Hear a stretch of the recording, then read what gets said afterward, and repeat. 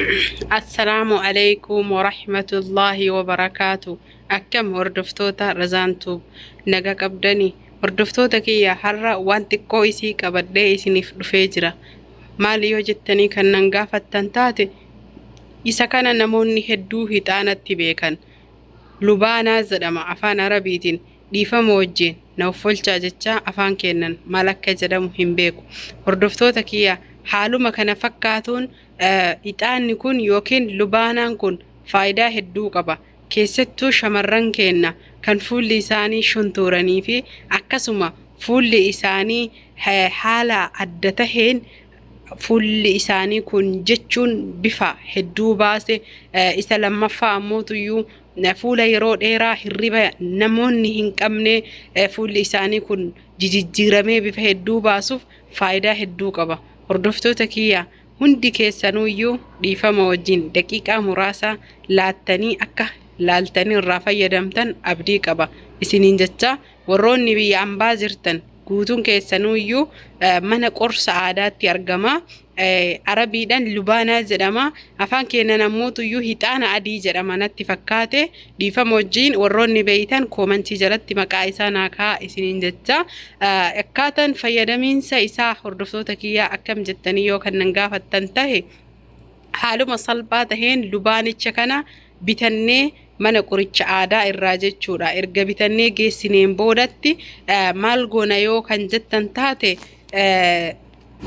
hordoftoota kiyyaa haaluma laafaa taheen haala salphaadhaan lubaanaa kana yookiin ammoo maastikaa adii kana maanka lamaa fuunee burcuqqoo guddaa tahetti buufnee booda sanii haala kana fakkaatuun bishaan danfaa itti naqnee jenne aanan fakkaate nuu bahaa sa'aa 12 bishaan keessa turuu qaba.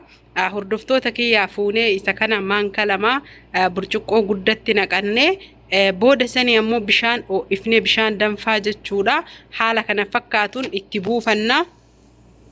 Hordoftoota kiyyaa erga bishaan kana itti guuttannee itti buufannee waliin dhahannee haaluma laafaa taheen jechuudha.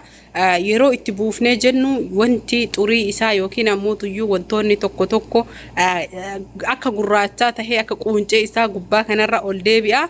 Isa kana haaluma salphaa taheen maankaan gubbaa irraa fuutanii haaluma laafan jechuu maankaa keessan fudhattanii cina qabdanii irraa fuutanii gurraacha akka quuncee kana erga isarraa fuutanii kaatanii booda gattanii haaluma laafaa taheen kunoo haala kana fakkaatuun erga irraa fuunee geessineen boodatti maal goona isiniif fakkaate waliin dhoofna.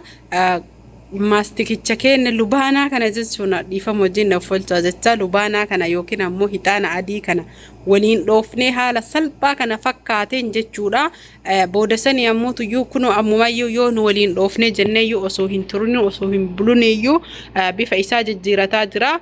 Booda sanii ammoo tuyyuu maanka keenya keessaa fuunee kurree itti qadaannee jechuudha. Hordoftoota kiyya dirqama ganama yoo goone galgala malee fayyadamuu qabnu. Garuu ammoo irra filatamaan galgala goone ganama fudhachuu qabna. Maaliif jennaan yeroo dheeraa akka nuu turu.